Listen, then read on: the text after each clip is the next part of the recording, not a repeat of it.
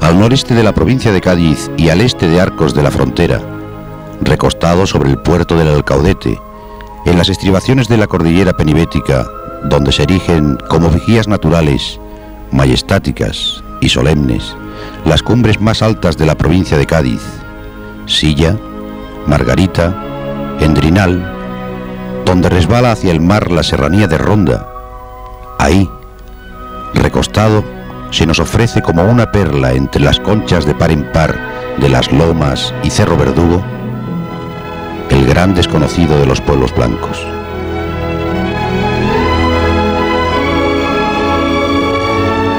Prado del Rey.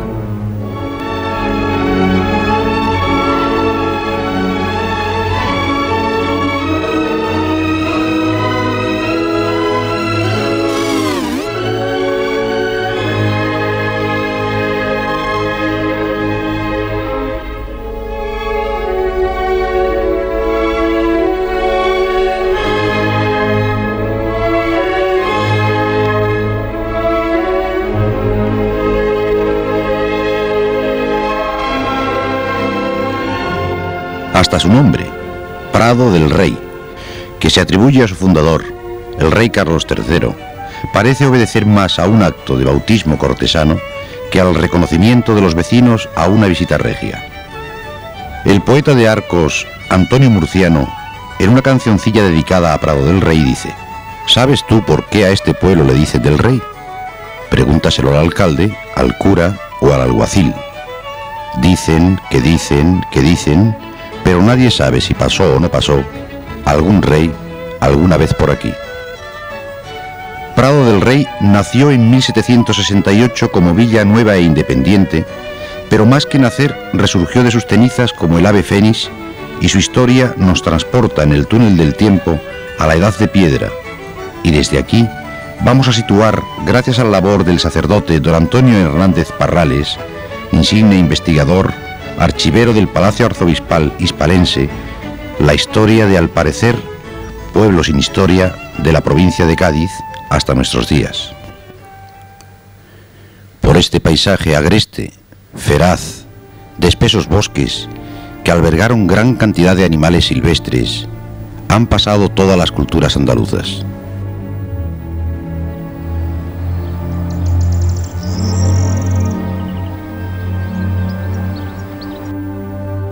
Los pueblos cazadores de la prehistoria se asentaron en este paraíso de la supervivencia. Un hombre del Calcolítico, edad del cobre, hace unos 2000 años, con alma de artista y toscas manos, construía este idolillo del tipo de cilindro oculado.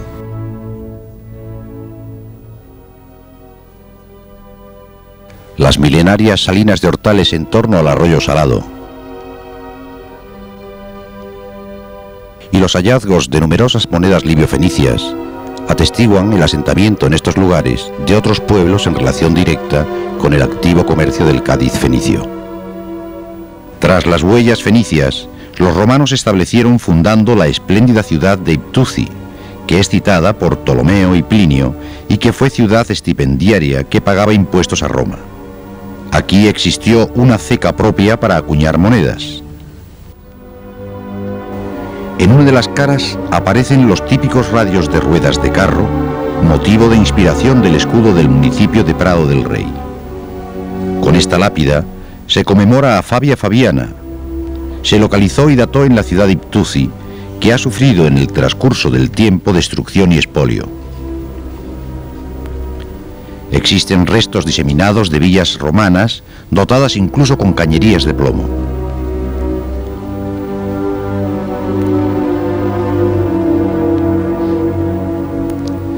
El pacto de amistad entre Espejo de Córdoba, la vieja Ocubi, e Iptuzi indica la importancia de esta fuera del conventus gaditano. Existe un fragmento de este pacto, cuyo texto, estudiado por Álvaro d'Ors, identifica los nombres de los cónsules y su fecha, año 31 a.C.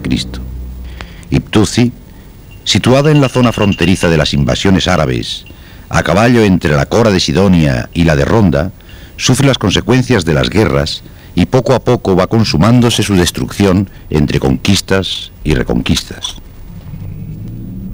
Alfonso VII, en el año 1133, termina de destruirla hasta sus cimientos. Dejando volar la imaginación, puede oírse el chasquido al viento de las airosas capas de los bereberes a caballo entre las coras de Tacaruna y Siduna. Al norte, vigía de la sierra, centinela incansable, se yergue la torre de Matrera. Dicen que fue Omar Ben Absum, el sublevado de Bobastro contra los califas cordobeses, uno de sus moradores en las primeras rebeliones de los andalusíes, allá por el año 880. Después, conquistado y defendido por los cristianos, se constituyó en avanzada de los reinos castellanos en marcha hacia la conquista de Granada. A la reconquista siguió un periodo de tranquilidad y el castillo de Matrera con su campo fue cedido por Alfonso XI a la ciudad de Sevilla, perteneciendo a este campo las dehesas de Prado del Rey y Almajar. El campo de Matrera es una posición litigiosa entre Sevilla y los duques de Arcos, los Ponce de León, y tras la fundación en 1509 de Villamartín, en un larguísimo pleito de 271 años, en los que las dos dehesas de Prado del Rey y Almajar habrían de constituir el solar de Prado del Rey, permanecen arrendadas y explotándose como era tradicional para hierba, bellota y leña. Durante el reinado de Carlos III y para modernizar España, de la mano de ministros progresistas como Aranda, Floridablanca, Campomanes, se ponen en marcha algunos proyectos a los que se les llamó la Ilustración. Entre ellos, la reforma agraria, que cristaliza en la Carolina, la Carlota y la Luisiana, para repoblar extensas zonas no cultivadas de España. En 1768, Carlos III accede mediante pragmática real a la realización de un proyecto similar amparado en el fuero de las nuevas poblaciones en tierras de los propios de la ciudad de Sevilla, situada a más de 15 leguas de la ciudad. El encargo del proyecto se le da al autor del mismo, don Pablo de Olavide y Jáuregui, encontrando grandes inconvenientes para su desarrollo, ya que, como todos los renovadores, sufrió un proceso al que le sometió la Inquisición en 1776 y fue encarcelado, huyendo posteriormente a Francia, de donde regresó para morir en Baeza en 1803, donde fue enterrado. Olavide nombra a don Casimiro Angulo primer subdelegado de las nuevas poblaciones de Prado del Rey y Almajar, quien lleva a cabo la parcelación y entrega a los colonos a la vista de los planes del agrimensor don Diego de Linares.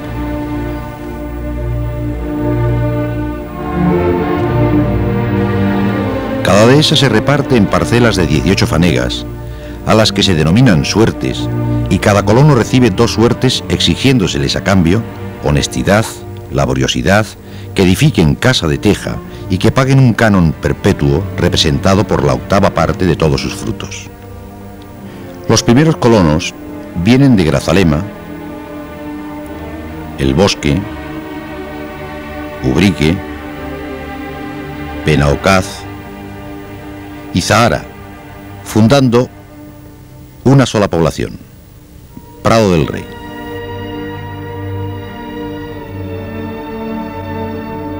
Las parcelas debían transmitirse de padres al hijo mayor para evitar la división de tan pequeña propiedad. Aún hoy se conservan las viejas parcelaciones. La supervivencia es dura, tierras de calidad media, sin desbrozar, y la lucha contra los elementos y los terratenientes vecinos y la Junta de Propios de Sevilla, que tratan de recuperar las tierras colonizadas a pesar de las escrituras públicas otorgadas por Olavide. Surge por entonces un singular personaje, presbítero natural de Grazalema, el cura Menacho. Este párroco, que tuvo gran trascendencia en la población en el orden espiritual, contribuyó en diversas actividades. Puso nombre a las calles, instituyó hermandades y trajo de Grazalema la primera imagen de la Virgen del Carmen y de Jerez a San José, instituyéndolas como patrona y patrón de los pradenses. Bien es cierto que con la contribución económica de los colonos. La iglesia se construyó en 1830 y la torre se terminó en 1840. Tras diversas vicisitudes, el pueblo ya formado como tal es gobernado por subdelegados con jurisdicción económica y gubernativa. El más famoso de todos fue don Francisco Gutiérrez Piñeres, del que don José López Rubio, farmacéutico, historiador, investigador incansable, rememora su paso por Prado del Rey. Quizás algunos de los personajes más famosos de la historia de Prado del Rey sea la figura de los subdelegados. Ya en el inicio de la colonización, un subdelegado, don Casimiro de Angulo, representó todo el tesón, toda la fuerza que Olavide transmitió a su proyecto colonizador. Sin embargo, quizás el más famoso de todos los subdelegados fuese el subdelegado Francisco Gutiérrez Piñeres, que lo fue de Prado del Rey en 1789. Este hombre natural de Leveña, en la provincia de Santander, se hizo muy pronto poblador y tomó para sí la defensa de todos los pleitos que por aquel tiempo tenían las poblaciones de Prado del Rey y Almajar. Una de sus grandes conquistas fue la construcción del Pósito, el edificio más antiguo quizás que hay en Prado del Rey, actualmente dividido entre una cafetería y la Cámara Agraria, y donde se almacenaban el trigo que venía a paliar las necesidades que afligían por aquel tiempo a los pobladores. De Francisco Gutiérrez Piñeres, que decimos defendió ardorosamente a Prado del Rey, quizás lo más famoso de él fuera en alguno de sus alegatos, quizás algo demagógico. Decía que sin médicos, cirujanos ni boticas, salvajemente somos sanos o cadáveres, hablando de las calamidades que pasaban los colonos de aquel tiempo.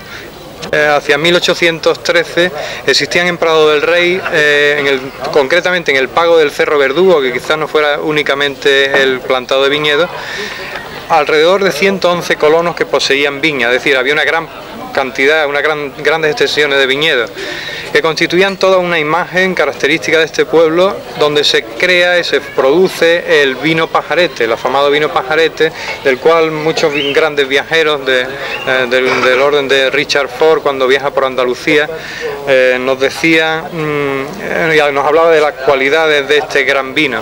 Dicen que llegaron a producirse alrededor de 100.000 arrobas. Todo ello, lógicamente, se perdió cuando aparece la epidemia de filosera, y aunque algunas de las vides son sustituidas por vides americanas, sin embargo, el viñedo típico de Prado del Rey desaparece casi por completo, tal como es hoy día. Los pobladores, a fuerza de ir atesorando y solapando una tras otras las capas de las culturas que recibieron durante el transcurso de los siglos, produjo un sedimento que tuvo que aflorar, y comienzan a expresarlo a través del Esquilón, 2 páginas de humanidades del que se conservan 2 ejemplares.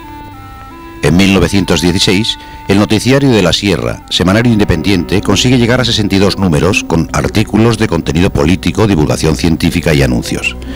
En 1922 se publica el Boletín de la Sociedad La Cultura, creada con la ayuda económica de los emigrados a Buenos Aires. Tenía una biblioteca con 317 obras de teatro y 1829 de lectura. Se conserva el local, sus estanterías y parte de sus libros, pero la utilización de la sociedad por elementos políticos desvirtuó sus fines y dio lugar a su expolio y posterior desaparición. Durante su vigencia Se realizaron actos culturales, fiestas del libro, existió un grupo de teatro y zarzuela, y sus boletines eran de naturaleza filosófica y cultural. En 1930 surge el Noticiario Pradense, del que se publican 6 ejemplares mensuales de carácter progresista. Este acervo cultural periodístico impulsó la actual publicación del Noticiario Pradense en su 7ª edición. Pero en Prado del Rey se produce una metamorfosis. ¿Qué ha sucedido en este pueblo, cuya economía giraba en torno a una agricultura casi primaria en medios y costumbres? Los pobladores, que en los años 60 contemplan el desarrollo industrial del país y ven su estructura económica anclada en el pasado, donde cada grano de trigo o cada gramo de aceite están a expensas de un año de lucha contra los elementos, se convierten en pioneros, precursores de la actual reconversión industrial. Los que deciden la explotación agrícola abandonan sus arados romanos y sus bestias, comenzando la mecanización que haga más productiva la tierra. Se produce un excedente de mano de obra que opta por la emigración a Europa. Prado del Rey es un pueblo que quiere vivir y se pone en marcha el sueño de los pobladores. Salvador García Becerra estimula la impulsión de la artesanía marroquinera, tarea a la que en calidad de aprendices fueron incorporándose los que, apegados a su tierra, renunciaron a la emigración. Y como a toque de arrebato, con todo el potencial humano dispuesto a transformar sus estructuras, surge el ingenio. Artesanía, fábricas de sillas, de muebles, piedra artificial, quesos, terrazos, apicultura, y comienza la transformación del pueblo.